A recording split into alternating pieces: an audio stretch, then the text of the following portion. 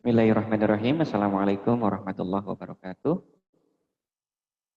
Alhamdulillahirabbil alamin wa bihi nasta'inu ala umuri dunya waddin wa ala alihi wa sahbihi ajmain. Rabbi israh li sadri wa yassir li amri wahlul 'uqdatam min lisani yafqahu qawli amma ba'du. Wa ta'ala ya yang telah memberikan nikmat sehat terutama ya kita bisa berkumpul kembali ya bermuajahah walaupun dalam keadaan jaringan ya, daring ya, dalam jaringan. Alhamdulillah ya, kita sudah menginjak modul ke-9 ya, tak terasa sekitar 4 modul lagi ya, 4 modul lagi yang sudah di-share kepada kalian. Link-link YouTube-nya mudah-mudahan itu menjadi pembelajaran ya apabila kalian ingin mengambil tema besar di tugas akhir menjadi skripsi ya, tugas akhir 1 atau tugas akhir 2 ke depan. Ya, silakan untuk mahasiswa dapat presensi dulu ya. Presensi dulu, saya beri waktu 1 menit. Silakan untuk presensi. Kemudian untuk ini ya, link resume kalian bisa meresume juga di https ittp-link strip resume materi strip tgl ya. Kemudian untuk channel YouTube-nya di ittp.link YouTube channel underscore tgl ya, tgl. Ya, silakan untuk presensi terlebih dahulu. Baik.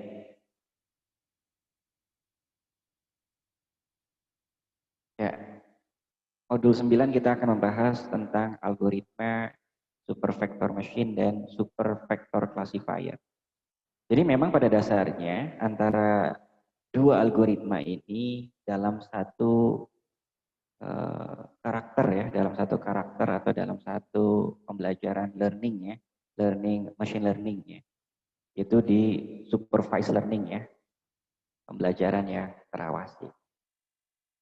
Pada dasarnya itu sama di dalam satu karakter learning ya, yaitu supervised learning, namun di sini memang antara supervector machine dan supervector classifier itu adalah dua hal yang berbeda. Jadi walau kedua istilah tersebut ya sering digunakan pada konteks yang mirip ya, yang banyak yang ini, pada dasarnya itu adalah dua hal yang berbeda. Kalau supervector classifier sesungguhnya adalah konsep yang lebih sederhana dari supervector machine ya. Memang kalau kita lihat juga supervector classifier itu di dua klasifikasi ya, di dalam dua klasifikasi. Jadi nanti di dalamnya ada maximal margin classifier ya. Kemudian nanti juga mengenal kalau di supervector classifier itu juga ada yang disebut dengan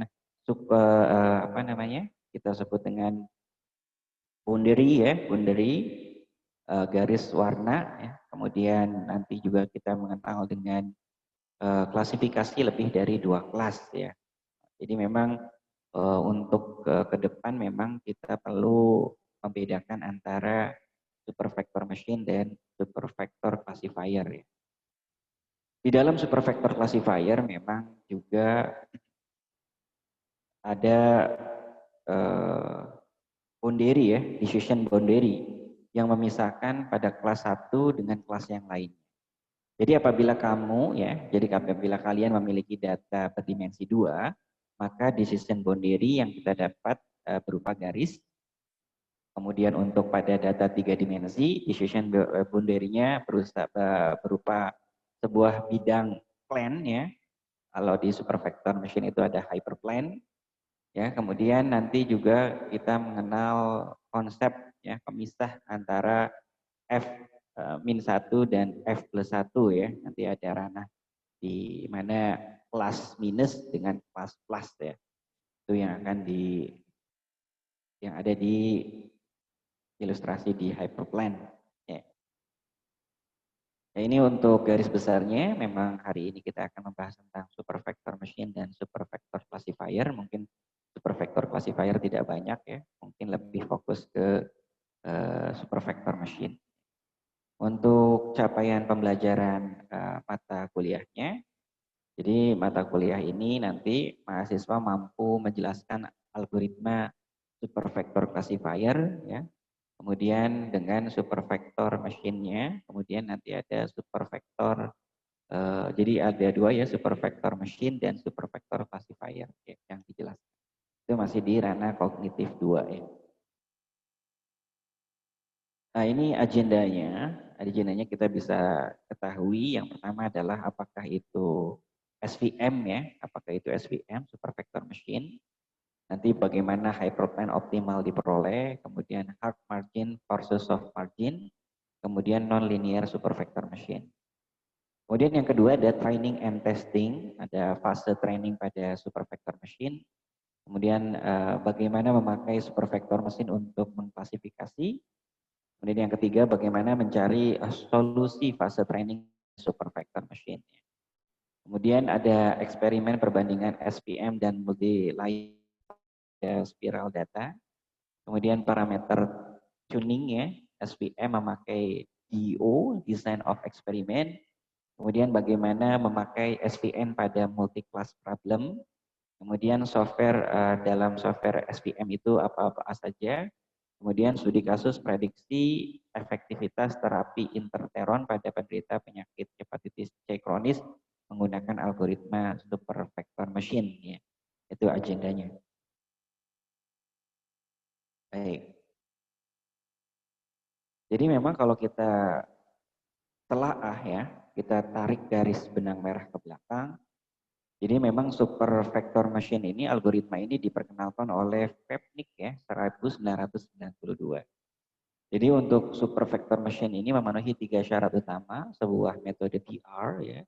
Yang pertama robustness, theoretical analysis, dan feasibility.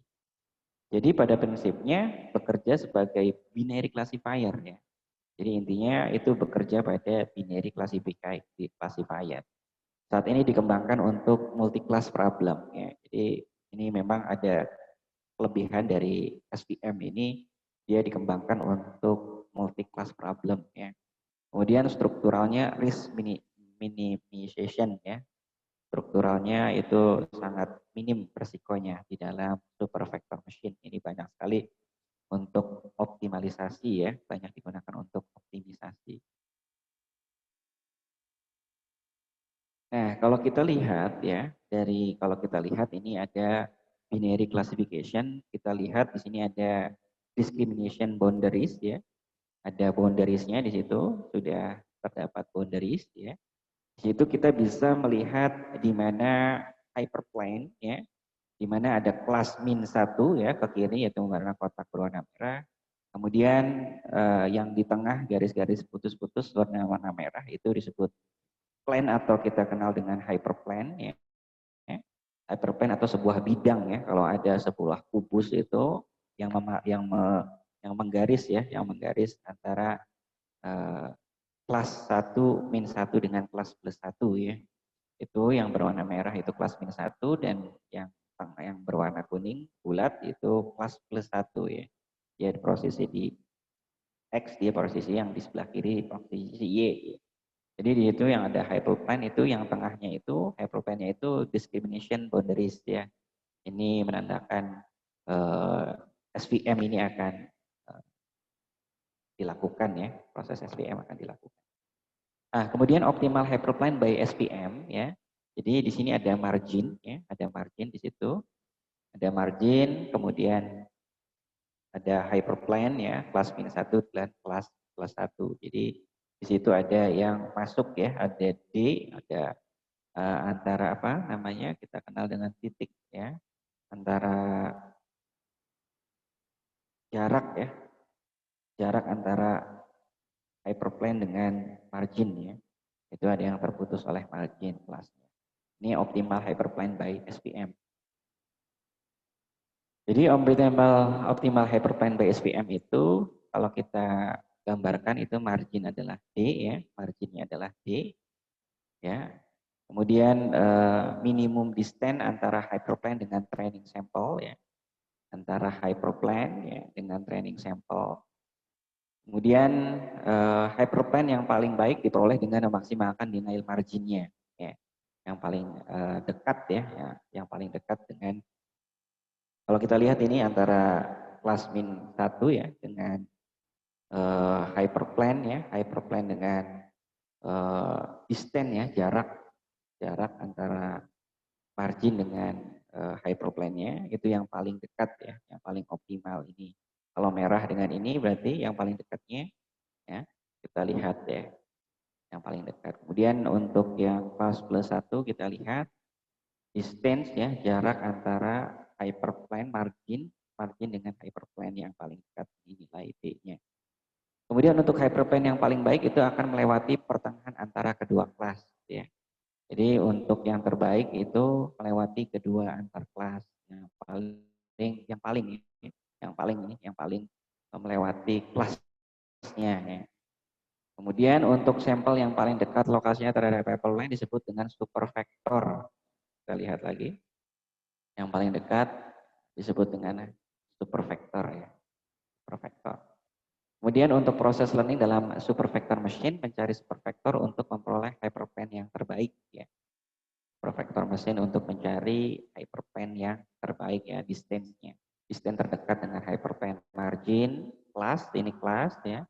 Ini kelas min 1, ini kelas plus 1, kemudian di sini ada margin, kemudian di sini ada distance-nya, kemudian SVM kita cari SVM yang terbaik ya. Yang paling dekat, distance-nya paling dekat dengan hyperplane. Nah, ini optimal hyperplane by SVM D1 ya. Ini paling dekat ya, kelas plus 1 paling dekat dengan hyperplane ya. Kemudian di sini ada distance-nya, distance yang terdekat dengan hyperplane. Kemudian untuk optimal hyperplane by SVM ya, kita punya persamaan D ya, D2 lebih besar dari D1. Ini distance-nya lebih dekat ya. Kelas min 1 distance-nya lebih dekat dengan hyperplane. Kemudian untuk optimal hyperplane by SVM ya. Jadi bukan yang D3 yang di kelas plus 1, melainkan yang paling terdekat adalah D3 di kelas min 1 ya. Jadi persamaan D3 lebih besar dari D2, D2 lebih besar daripada D1 ya. Itu seperti itu. Ini optimal hyperplane by SVM juga antara kelas min 1 D4 ya, distance di D4 dengan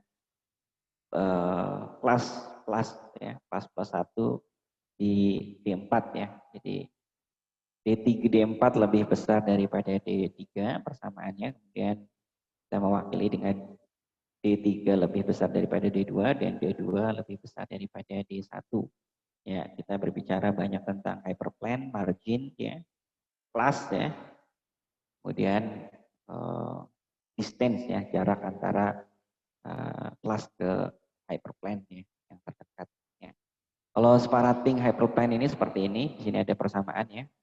X sama dengan dalam kurung X1, X2 sampai X3 ya. Ini kita bisa lihat ya, ini menggunakan 2D ya, dengan 2D untuk mencari hyperplane ya. Kelas min 1 dengan kelas plus 1 ya. Kalau di kelas ini yang diarsir berwarna ungu ini adalah fx ya. Ini ada function, ada persamaan fx lebih besar dari plus 1 ya. Fx sama dengan plus 1. Kalau yang hijau ini fx kurang dari min 1 ya. Di sini ada margin ya. Terus putus, kemudian di tengah ada hyperplane. Ini ada jarak antara hyperplane dengan margin di kelas plus 1 ya. Kelas plus 1 fx sama dengan plus 1 ya. Ini untuk yang untuk fx plus 1. Kalau untuk fx kurang dari min 1 ya, ini ada bias di B. Ada bias, ini ada B, ini ada bias ya, antara distance yang menuju ke hyperplane dengan kurung pelawak B. Fx sama dengan min 1 ya. Ini fx min 1. Ya, di sini bisa terlihat ya, di mana dim jumlah J sampai dengan 1, WJ, XJ plus B. B-nya itu memang bias ya, antara kebiasaan. Oke ya, ini 40-nya. Jadi memang kalau kita lihat, jadi margin sama dengan D, ya, dalam ini margin itu disimbolkan dengan D sama dengan minimum distance antara hyperplane dengan training. training sample. Jadi hyperplane terbaik diperoleh dengan memaksimalkan D. Jadi bagaimana memaksimalkan D? Nah ini training testingnya, ini pattern X1 ini pattern ya, Y2 itu kelas label ya, +1 atau -1 yang label yang di sana tadi. Kemudian distance antara hyperplane dengan pattern X pada training set bisa dirumuskan ya, bisa dilakukan persamaan di persamaan 2. Kemudian minimum distance antara hyperplane dengan training set ya, ini bisa dilakukan dengan persamaan 3. Itu bisa dilakukan ya dengan training setnya dengan X1 pattern ya. Kemudian Y2-nya kelas label +1 atau -1. Ini ada 2 persamaan. Kemudian optimal hyperplane by SVM, di sini ada constraint ya. Di sini ada persamaan kalau kita ada constraint ya. Ada constraint, tadi kita udah training set, kemudian kita ada constraint. Di sini ada persamaan 4 ya. Ini ada persamaan 4, di mana substitusi 4 ke 3 diperoleh, maka minimum desain antara hyperplane dengan training set menjadi 1 per ini ya, W, kemudian harus dimaksimalkan dengan persamaan 5. Kemudian kita memiliki persamaan 6, kemudian persamaan 7, di mana data persamaan 7 itu data diasumsikan 100% dapat terklasifikasi dengan benar. Ya. Ini beberapa turunan ya persamaan yang dapat dilakukan. Kemudian optimal hyperplane by SVM ya, itu bisa melakukan persamaan 6 dan 7 ya, kalau kita sudah melakukan 6 dan 7, length ratio multiple dipakai untuk penyederhanaan 6 dan 7 menjadi persamaan 8 ya. Di mana AI itu lebih besar atau sama dengan 0 ya di persamaan 9. Solusi dapat diperoleh dengan meminimalkan L terhadap W ya. W dengan B-nya itu primal variabel dan memaksimalkan L terhadap alpha 1 atau 2 variabel.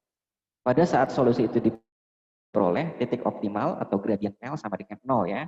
Kita memiliki persamaan 10, 11, dan 12. Dengan demikian persamaan 10-nya seperti ini. Untuk mengoptimalkan gradient L sama dengan 0, kemudian sehingga diperoleh L sama dengan I sama dengan jumlah sigma I sama dengan 1 ya, alpha 1 ya, Y1 sama dengan 0 di persamaan 11 hingga kita memiliki persamaan ke-12 ya. Oke. Optimal hyperplane by SVM. Kemudian untuk melanjutkan persamaan 11 dan 12 disubstitusikan ke 8 sehingga diperoleh persamaan 13 dan 14 ya. Disubstitusikan ini persamaan 12 ya. Kemudian disubstitusikan ke 8, akhirnya kita memiliki fungsi yang diperoleh hanya memaksimalkan satu variabel alfa saja, 13 dan 14. Ini fungsi-fungsi ya, fungsi-fungsi persamaan dari mengoptimalkan hyperplane by SVM. Kemudian ini ada penyederhanaan ya, penyederhanaan menjadi A, kemudian A menjadi B ya, nanti ada persamaan itu disederhanakan menjadi rumus-rumus tersebut ya, formula tersebut atau persamaan-persamaan tersebut disederhanakan menjadi A, kemudian A plus B jadi seperti ini ya. Ini persamaan-persamaannya yang dilakukan. Oke, akhirnya seperti ini. Kemudian optimal hyperplane by SVM ya, menggunakan dual form ya, menggunakan dual form, fungsi yang diperoleh hanya memaksimalkan satu variabel yaitu alfa saja. Ini fungsi persamaannya di 13 dan 14 ya. Dimana formula di atas merupakan masalah kuadratik programming yang solusinya alfa 1 kebanyakan bernilai 0 ya. Memang ada permasalahan di kuadratik programming. Pasti terjadi. Data X1i dari training set yang alfa 1 tidak bernilai 0, itulah yang disebut dengan supervektor. Bagian training set yang paling informatif, di mana proses training dalam SVM ditunjukkan untuk mencari nilai alfa i. Ya. Itu optimal hyperplane by SVM, ini persamaan-persamaannya. Kemudian untuk optimal hyperplane by SVM lanjut, ya persamaan di persamaan 12, 15, dan 16, memang apabila alfa telah diperoleh, maka ya W dapat bias ya, nilai bias dapat diperoleh sebagai berikut ya, yaitu di persamaan 12 dan persamaan 15. Kemudian untuk klasifikasi pattern T dihitung sebagai berikut ya. Ini ada function untuk pattern T ya, klasifikasinya di persamaan 16. Catatan ya, ada dua hal yang penting yang perlu diingat di persamaan 13. hanya memiliki sebuah single global maksimum yang dapat dihitung secara efisien. Dan yang kedua, catatan yang kedua, data tidak ditampilkan secara individual, melainkan dalam bentuk dot product dari dua buah data dari persamaan-persamaan 13 ya, itu catatan. Kemudian kita akan membandingkan hard versus soft margin ya. Ada minimize ya, ada persamaan 6. Kemudian ada subject to ya, ada persamaan 7. Jadi pada perhitungan sebelumnya sesuai dengan persamaan 7, data diasumsikan 100% dapat mengklasifikasi ya, dapat terklasifikasinya dengan benar hard margin. Padahal kenyataannya tidak demikian. Jika kita lihat gambar ini, persamaan tersebut ya, maka umumnya data tidak dapat terklasifikasi 100% dengan benar, sehingga asumsi di atas tidak perlu dan solusi tidak perlu ditemukan ya. Jadi memang soft margin melunakkan constraint dengan memberikan toleransi data tidak terklasifikasi secara sempurna, yaitu hard dan margin. Jadi kalau kita lihat ya, kita lihat hyperplane ya, dengan 2 dimensi, ini seperti ini gambaran. Seperti ini gambaran. Oke. Antara hard dan soft margin ya. Oke, ini untuk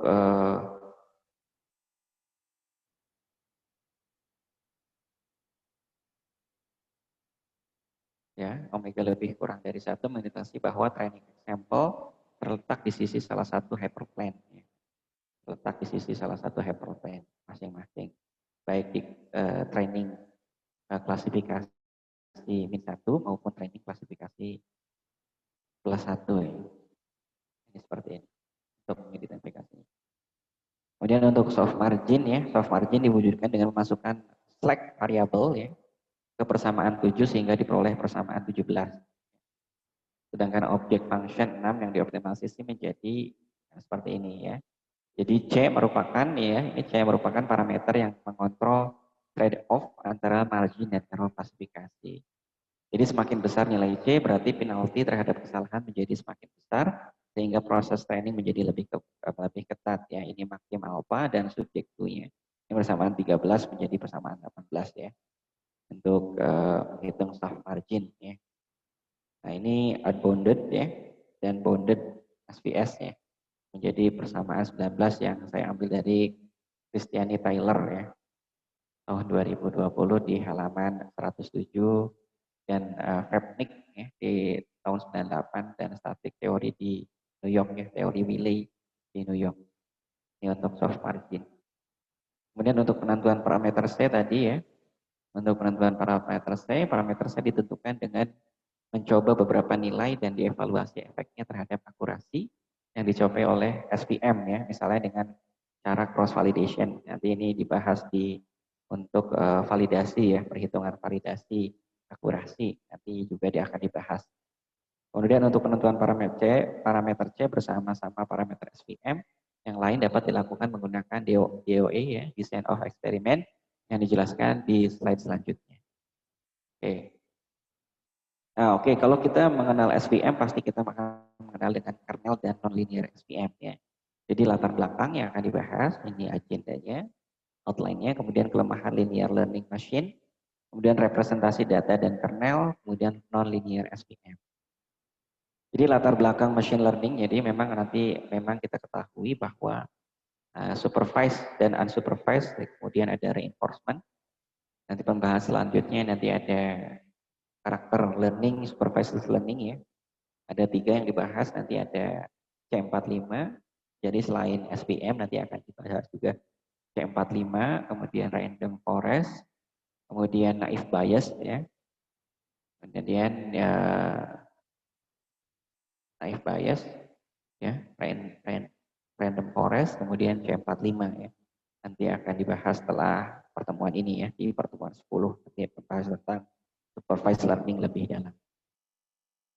Jadi untuk supervised learning memang berikan satu set input output data dan buatlah satu model yang mampu memprediksi dengan benar output terhadap data baru. Contohnya pattern classification dan regression. Ya. Kemudian untuk unsupervised learning-nya berikan satu data tanpa output yang bersesuaian dan ekstraklah satu informasi bermanfaat, contoh clustering dan simple komponen analisis. Ya. Jadi memang klasifikasi clustering itu pengelompokan itu masuk ya unsupervised, kemudian supervised learning itu masuknya klasifikasi. Jadi memang apabila banyaknya data yang diberikan cukup banyak nanti data yang diberikan, record yang diberikan, metode apapun yang dipakai akan menghasilkan model yang yang lebih baik biasanya ya. Biasanya seperti itu. Validitasnya tidak diragukan ya. Jadi memang semakin banyak record dataset yang diberikan di tiap algoritma, baik di supervised maupun di unsupervised, maka itu bisa membuktikan bahwa semakin baik model yang akan dibangun ya, dibangun tersebut ya. Kemudian apabila tetapi jika data yang diberikan sangat terbatas untuk mendapatkan performa yang baik ya, biasanya performa itu validasi ya, validasi itu dalam bentuk akurasi mungkin dalam bentuk root mean square error kita mencari RMSE-nya. Kemudian mutlak perlu memakai informasi spesifik ya masalah yang dipecahkan. Jadi prior knowledge of problem domainnya itu jadi lebih spesifik. Ya. Jadi contohnya itu masalah yang dipecahkan apabila berupa karakter recognition, ya, analisis sequence DNA, voice dan sebagainya. Prior knowledge seperti masalah yang dianalisis adalah DNA ini tidak dapat dinyatakan dengan angka. Ya. Itu yang menjadi kendala apabila kalian ingin menghitung performansi dari sebuah algoritma. Kemudian untuk latar belakang selanjutnya pemanfaat prior knowledge ya. Jadi memang fungsi kernel atau kita kenal dengan kemiripan sepasang data ya. Kernel itu di SVM itu pasti mengenal kernel. Jadi untuk kemiripan ya antara training data, klasifikasi, data training itu ada kemiripan. Nah, itu SVM itu bisa memberikan solusi untuk kemiripan sepasang data menggunakan fungsi kernel. Kemudian untuk probabilistic model of data distribution ya menggunakan Gaussian Markov model atau HMM ya. Ini bisa digunakan algoritma atau pendekatan teknik Gaussian apabila ada probabilistic model of data distribution menggunakan ini salah tiganya. Kemudian untuk pemakaian kernel kemiripan data, ya, sepasang data itu, user memanfaatkan pengetahuan mengenai domain masalah yang dipecahkan dengan mengidentifikasi fungsi kernel untuk mengukur kemiripan sepasang data. Ya itu fungsi dari kernel ya.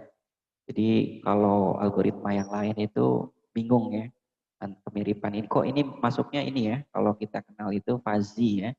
Kok bisa dia hampir mirip ya dengan kelas A, antara kelas A dengan kelas B dia di tengah-tengah. Nah, itu selain menggunakan algoritma fuzzy, bisa juga menggunakan SVM, super vector machine. Kemudian linear learning machine itu kelebihannya memang algoritma pembelajarannya simple dan mudah dianalisis secara matematis, namun memiliki kelemahan juga apabila ada perseptron atau salah satu contoh linear learning machine hanya mampu memecahkan problem klasifikasi linear ya. Minsky dan Papert ya, itu menurut Minsky dan Papert itu apabila ada satu linear yang tidak salah satu contoh linear yang hanya mampu memecahkan problem klasifikasi linear saja. Jadi umumnya masalah dari real world domain bersifat non-linear dan kompleks sehingga linear learning machine tidak mampu dipakai memecahkan masalah real. Jadi seperti itu. Ya, ada kelebihan dan kelemahan. Jadi untuk representasi data dan kernel ya, melihat kemiripan ya, melihat antara satu kernel itu dapat dilakukan representasi data seringkali mampu menyediakan satu masalah. Ini menurut Newton Law atau menurut law ya, Newton Law Gravitation. Kemudian formula sebagaimana persamaan 20 tidak dapat dipisahkan dengan linear machine. Ini ada persamaan 20. Kemudian representasi dengan ini ya, formula ini berupa persamaan linear sehingga bisa dipisahkan dengan linear machine. Nah ini representasi data kernelnya digambarkan seperti ini. Yang saya ambil dari Prentice Hall 2003. Ya. Kernel ini ya.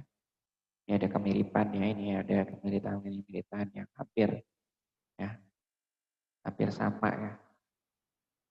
Ya, oke. Untuk representasi data kernelnya seperti ini. Ya. Kemudian representasi data kernel itu representasi data seringkali mampu menyederhanakan satu masalah. Jadi kalau ada kelas ya, kelas yang hampir sama. Mirip ya, mirip. Selain dari fuzzy ya, menggunakan algoritma fuzzy, bisa juga menggunakan super vector machine. Jadi representasi data seringkali mampu menyederhanakan satu masalah. Kemudian yang kedua, data yang dipetakan ke ruang vektor berdimensi lebih tinggi memiliki potensi lebih besar untuk dapat dibesarkan secara linear atau cover teori cover. Kemudian masalah semakin tinggi dimensi suatu data akan mengakibatkan tertimpa dimensi atau tinggi yang lain disebut dengan course of dimensionality. Ada dua, ada turunnya generalisasi model, kemudian ada meningkatnya komputasi yang diperlukan. Jadi pemakaian konsep kernel akan mengatasi masalah di atas ya. Jadi kalau ada permasalahan kalian ada kemiripan ya antara kelas satu dengan kelas yang lain, kalian bisa menggunakan SVM untuk memberikan solusi. Kemudian kita bandingkan perceptron dengan versus super vector machine. Jadi untuk perceptron kita tahu adalah single layer network ya, memiliki algoritma learning yang simple dan efisien, tetapi kemampuannya terbatas, hanya mampu menyelesaikan linear problem. Ya. Jadi kalau multi layer network MLP ya, multi layer network ya, biasanya itu ada di neural network ya, algoritma neural network mampu mewujudkan nonlinear function tetapi memiliki kelemahan pada sisi lokal, minima dan tingginya dimensi white space. Kemudian untuk SVM sendiri dapat dilatih secara efisien dan mampu merepresentasikan nonlinear function. Jadi kalau untuk dua MLP dan perceptron ya, single layer network, single layer perceptron itu hanya bisa di linear function saja. Namun kalau di SVM itu nonlinear pun bisa dilakukan. Ya. Ini nonlinear classification dalam SVM. Ya. Jadi seperti ini input space-nya, kemudian menjadi SVM-nya ke dalam high dimension feature space-nya menjadi seperti ini. Menjadi lebih mudah dibaca ya, lebih mudah dibaca dengan adanya hyperplane ya, dengan adanya hyperplane pemisah. Kemudian lanjut untuk pemetaan implicit ke feature space nanti seperti ini. Ya. Linear learning machine dapat ditulis dalam bentuk primal form dan dual form. Ini ada persamaan primal dan dual. Ya, di persamaan 22 dan 23. Kemudian untuk hipotesis function dapat dipresentasikan sebagai kombinasi linear turning point. Sehingga decision rule dapat dievaluasi berdasarkan inner product, dot product antara test point dan training point. Jadi memang keunggulan dual form itu dimensi fiturnya space tidak mempengaruhi perhitungan. Informasi yang dipakai hanya geometrik saja. Kemudian ini grametriknya ya, persamaan 24. Ini dari G ya sama dengan grametrik. Nah ini X1 lebih ini kemudian dikonvert ke dalam metrik yang seperti ini. Ya, untuk fungsi kernel sendiri ya, representasi dual form ya, kalau kita menggunakan representasi dual form akan menjadi persamaan seperti ini dan disederhanakan bisa dihitung secara implisit, yaitu perlu mengetahui wujud fungsi pemetaan, melainkan langsung menghitung lewat fungsi kernelnya. Jadi persamaan 25. Ya, contoh-contoh fungsi kernel, polynomial, Gaussian, dan sigmoid. Ya, persamaan 26, persamaan 27, dan persamaan 23. Nah ini untuk representasi data dan kernel ya. Ini praktis sama, saya mengambil dari 2003. Prentice Hall ya, 2003. Ini persamaan kernel. Nah, kemudian untuk representasi data dan kernel, ini menjadi seperti ini formulanya. Kemudian disederhanakan menjadi formula K dalam kurung X, Y. Untuk representasi data dan kernelnya seperti ini. Umumnya data direpresentasikan secara individual, misalnya untuk membedakan atlet sumo dan atlet sepak bola ya, bisa dengan mengukur berat badan dan tinggi mereka. Nah ini weight ya, weight ya, antara tinggi dengan berat badan. Ya. Nah ini hyperplane-nya, kemudian ini kelasnya, kelas min 1 dan ini kelas plus 1. Ya. Oke. Kemudian untuk representasi data kernel, metode kernel data tidak dipresentasikan secara individual, melainkan lewat perbandingan antara sepasang data. Ini kita membuat tabelnya ya. Kita bandingkan antara A1 dengan A1 ke A1, ke A1 A2, ke A1 A3 yang itu dibandingkan ya dengan tabel untuk representasi data dan kernelnya. Untuk representasi datanya sendiri, representasi data berupa square metric tidak tergantung dimensi data dan selalu berukuran N kali N ya. N banyaknya data. Hal ini menguntungkan jika dipakai untuk mempresentasikan data yang berdimensi sangat tinggi. Misalnya 10 tisu yang masing-masing dikarakteristikan oleh 10.000 gen metrik yang diperoleh cukup 10 kali 10 saja. Kemudian ada kalanya komparasi, ya, perbandingan antara dua buah objek lebih mudah daripada merepresentasikan masing-masing objek secara eksplisit. Contoh, pairwise sequence comparison mudah dilakukan, tetapi representasi sequence protein ke dalam bentuk vektor tidak mudah. Padahal neural network memerlukan data secara eksplisit. Ya. Nah, ini nonlinear klasifikasi dalam SVM ya. Ini ada struktur SVM berupa unit linear. Klasifikasi nonlinear dilakukan dengan 2 tahap ya, dengan persamaan 19. Kemudian klasifikasi dilakukan pada ruang baru tersebut secara linear ya, menggunakan persamaan 20 ya. Kemudian untuk decision function pada nonlinear classification itu digunakan persamaan 21 yang dapat ditulis bagaimana persamaan 12 yang di atas tadi ya. Kemudian dilakukan menjadi persamaan 22 dan persamaan 23 di mana karakteristik fungsi pemetaan ya itu sulit untuk dianalisa ya. Kernel trig memakai K kernel sama dengan X dalam kurung X kali X I sebagai ganti kalkulasi ya seperti ini ya.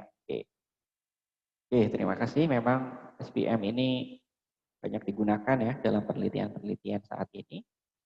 Dan apabila terdapat kelas yang mirip-mirip ya. Kalau misalkan ada clustering, kalau kita menggunakan dua kombinasi antara supervised dan unsupervised learning, itu apabila kalian mau mengimprove ya, mengoptimasi cluster yang terbentuk ada yang hampir mirip ya, ada cluster yang hampir mirip, itu jika sulit untuk dia mengikut cluster berapa, kita menggunakan optimasi menggunakan SVM. Ya, itu yang paling mudah ya. Itu salah satu kegunaan dari SVM. Baik, terima kasih ya. Apabila ada pertanyaan kalian bisa hubungi di nomor handphone saya 0821 3338 8278 dan nanti untuk pertemuan minggu depan ya, pertemuan minggu depan kita akan membahas tentang supervised learning lebih dalam ya, tentang naive bias, decision tree, random forest untuk minggu depan. Terima kasih. Apabila ada kata-kata yang salah dan terlalu cepat ya, kalian bisa mengulang-ulang. Billahi taufiq wal hidayah. Wassalamualaikum warahmatullahi wabarakatuh.